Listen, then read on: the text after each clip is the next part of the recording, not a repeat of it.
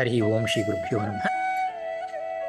अभ्रमं भंगरहितम् अजडं विमलं सदा आनन्दतीर्थमतलं भजेतापत्रयाभं पूज्याय राघवेन्द्राय सत्यधर्मरताय च भजतां कल्पवृक्षाय नमतां कामधेनवे आपादमूलपर्यन्तं गुरूणामाप्तिं स्मरेत् तेन विघ्नाः प्रणश्यन्ति सिद्धिं मनोरथाः। हरि ओम श्री गुरुभ्यो नमः. Bhagavad-gita, we are doing a study of that. As you all know, it's a huge work, so we want to cover it in a easy to handle way. Basically, if we go verse by verse, it will be a long process and people may lose patience also. So what we are doing is just to give a sample.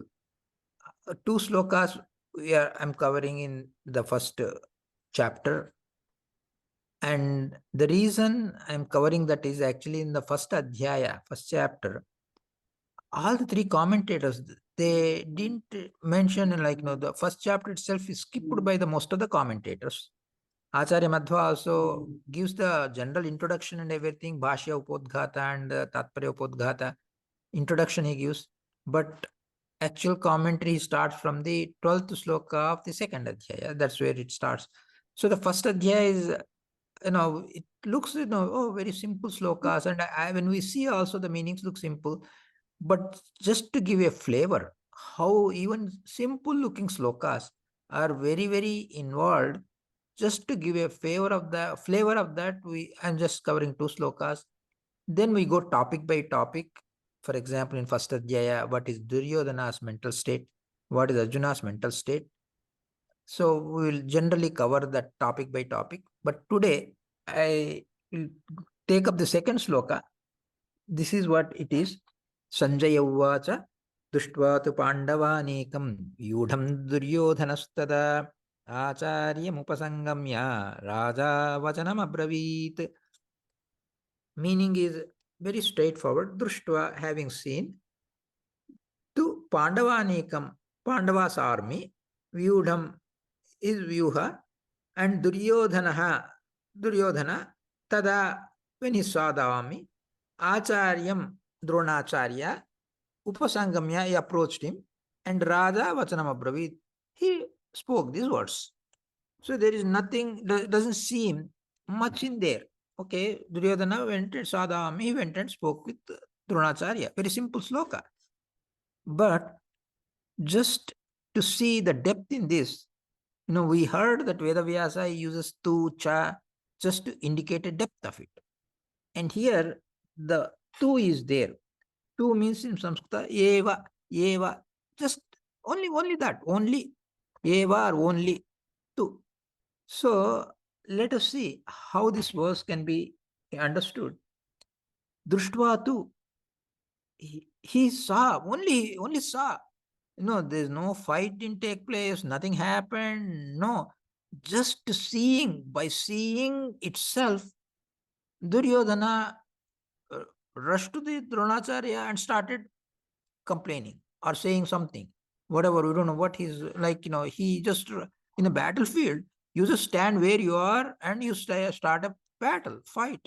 Why should he run to Dronacharya and say some words? So just seeing, Drishtva eva, no participation, no yuddha, no action is taken place, and just nobody said anything, nobody did anything. He himself said nothing, did nothing. He just saw it, sawing itself, seeing, only by seeing, he did the action.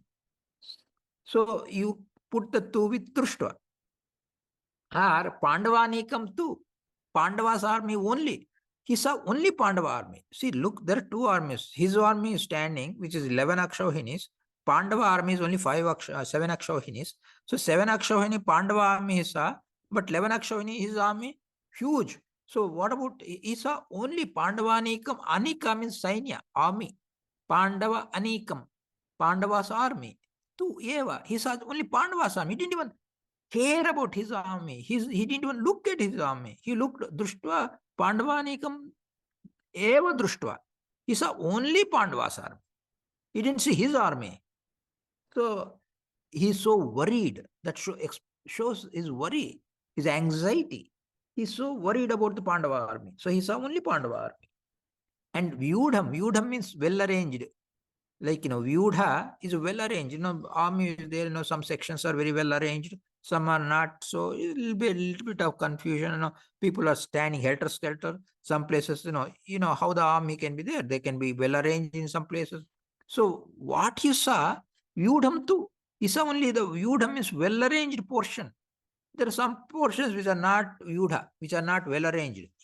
He didn't bother about that. He is so anxious. He saw, oh, look, how nicely they arranged, how well they have arranged. Vyudham, very well arranged. Vyudham eva he saw. He saw only the Vyudham, only well arranged portion. He didn't look at the not so well arranged portion. He didn't even look at it. So Vyudham too, Vyudham eva he saw. And Duryodhana, see, there's so many people. Dushasana is standing there, Bhishma is there, Ashwatthama is there. Nobody went and did anything. Only Duryodhana. Duryodhana too. Duryodhana eva. Only Duryodhana acted like this. Like a madman, he ran to DronAcharya. Why? Why did he do that? So Duryodhana, tada eva, tada, right then and there. Tada tu, tada eva. Then and there he did that. Why? So that's an and Acharyam to Acharya, he approached Drona, who is the chief of the army? Chief of the army is Bhishma. He appointed Bhishma as the chief of the army. So when he appointed Bhishma, he should have gone to Bhishma, but he went to only Drona. Why did he go to Drona? The Bhishma is the chief of the army. He should go to Bhishma. So he went to Acharyam to Acharyam eva. He went to Acharya only, DronAcharya only, nobody else. And Upasangamya. Wherever he's standing, from there itself he can utter some words. Why should he go there? And that too is a Raja too. He's a king. Okay, Acharya is respect, you have to give respect, all that. But in battlefield, there is no Guru, Shishya, nothing. Drona is fighting against Pandavas. Pandavas are fighting against Drona. No Guru, Shishya thing comes in the battlefield. Battlefield, all that matters is king. He is the commander. He even appointed Bhishma as the chief of the army. He is the all decision maker. He is Raja. He says, hey, I am the king. Drona, you come here. He could have called Drona. He is a Raja. But Raja Eva, being a king himself, he ran to Dronacharya. So he is a king and he is so worried about everything. And he went to, so Raja Eva and Vachanam Abravit. He in the battlefield, Dhritarashtra asked, what did they do in the battlefield? Fighting. He should actually engage in fighting. Vachanam Abravit. He's engaging a talk. Why is wasting time by talking? Vachanam to Abravit. He spoke only. He is not did do anything. No action. Just the word. He is just wasting his time, wasting his energy, wasting everything, and he went and talked to Acharya. So this speaks about the mental picture of Duryodhana, which are we going to talk about it.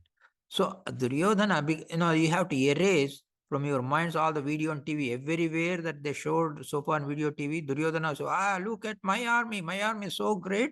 Their army is nothing, and that's what he says. They are nothing. We are all the great. Duryodhana gives that lecture, which is not true. Actually, the first chapter is called Arjuna Vishada Yoga. Some Pannajaja used to make a calm joke about this. Maybe why they're calling Arjuna Vishada Yoga, they should call Duryodhana Vishada Yoga actually. Duryodhana is the one who is even more sad than Arjuna himself, jokingly. But basically, it is talking about the depressed situation. Okay, Arjuna was depressed for a different reason. Here, Duryodhana, we are going to talk about his character and all, summary wise. But Duryodhana is so worried about everything in every sentence that he speaks to Acharya Drona in the next few slokas. They are all actually expressive of his anxiety and worry. So Duryodhana is so much worried. Unlike what they showed there, no, he's so excited about that. No, he's so worried he is. Worried about everything in Pandava's side. His words, everything speaks about it. So this is the context. So this just an indication how simple looking slokas can have a very deep mental picture, psychology, reflecting statements in these slokas. Just to give you an idea about this, And same way, all the other slokas, actually they have, a lot of depth of the meaning is there. In this first chapter, basically, two things we have to think about. One is Duryodhana's mental state and Arjuna's mental state. What happened for Duryodhana? What happened to Arjuna? So we are going to talk about Duryodhana's mental state probably in the next class in detail, but today I'll briefly mention that Duryodhana, he went to Dronacharya and he is talking. So we talked about this sloka. Then in the next few slokas, he tells Dronacharya, look, these are all the people on our side, these are all the people. It looks as if he is giving a list of the people on his side, list of the people on Pandavas side. But it is so much of bearing. Every name that he takes, it reflects, for example, in the next sloka, he says, hey, look, how foolish you are. What you did, Drupada did yajna and he wanted to kill you, so he begot a son and a daughter, and the son who can kill you, which is Drushtadimna. So Drushtadimna was born with the boon that he is the one who is going to kill Dronacharya. So that is what Drupada wanted. So when that is the case, you should have been wise enough to say, oh, this guy is born to kill me, so I better keep away from him. At least I not encourage him so that he can come and kill me. You taught, actually, Dronacharya, he is the preacher for Drushtadhyumna.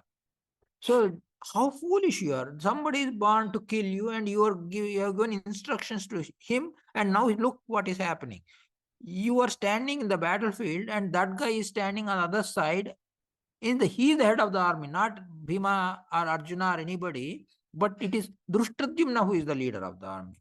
Here I meant Bhishma is the chief of this side army, Kaurava army, and Pandava army chief is Drushtadhyumna. What a pity. You trained Drushtadhyumna to kill you, and he is standing there, and look what is your fate going to be. You are going to be killed by that Drushtadhyumna. You taught him. So as if you taught him how to kill you. What kind of teacher are you? What kind of foolishness you have done? So all that he didn't say. He just say, oh, look, is the army who is trained by you, Drushtadumna, he is standing that side. That's it. But this much thought process is involved. And like that, every name he takes, there's a lot of thought process involved. It's not just, casually some name he said, casually some names he said. No.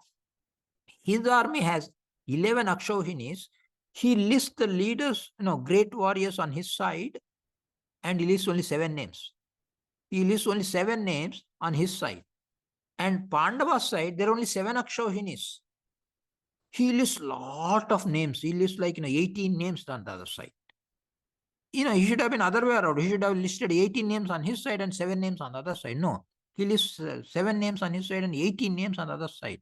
And not only that, he is so much Bhima Arjuna Samaya. He says, look, other side, everybody is looking like a Bhima and Arjuna for him. He's so upset, so worried, so anxious. Everybody looks Bhima Arjuna Samayati. He used the word. There are like Bhima and Arjuna. Everybody is like a Bhima and Arjuna. They're not. Actually, Bhima and Arjuna are very powerful. So that is how his mentality is there. So just to give you an idea, then we'll talk about it in detail. So any questions are there, you can feel free to ask.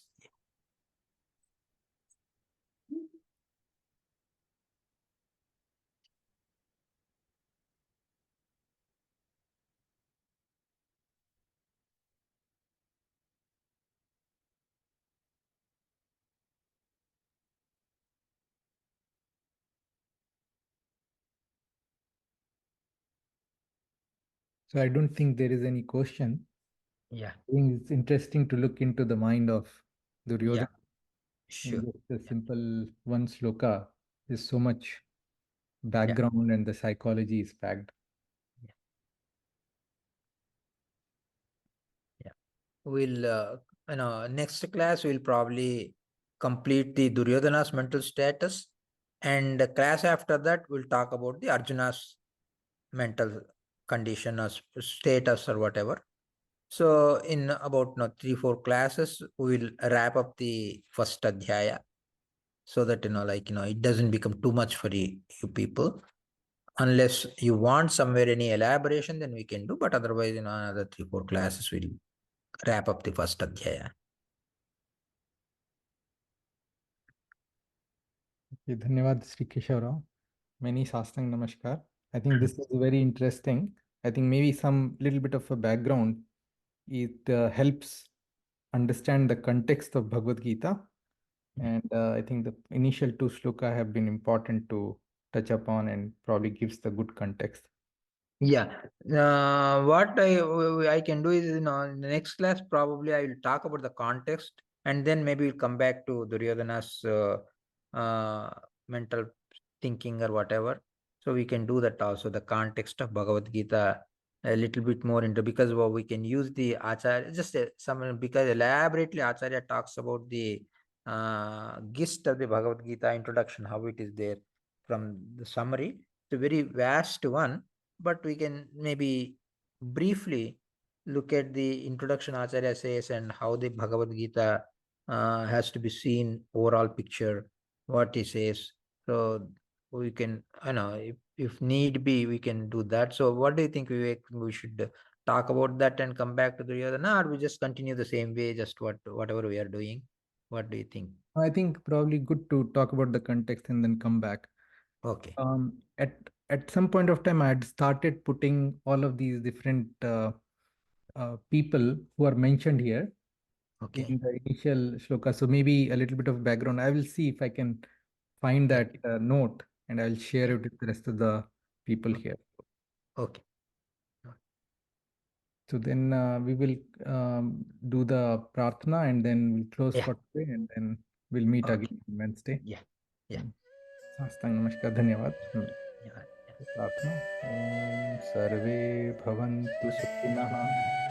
सर्वे सन्तु निरामयाः, सर्वे भद्राणि पश्यन्तु, मा कश्चित् दुःखभाग् भवेत्. ॐ शान्ति शान्ति शान्तिः. शुभ रात्रि everyone.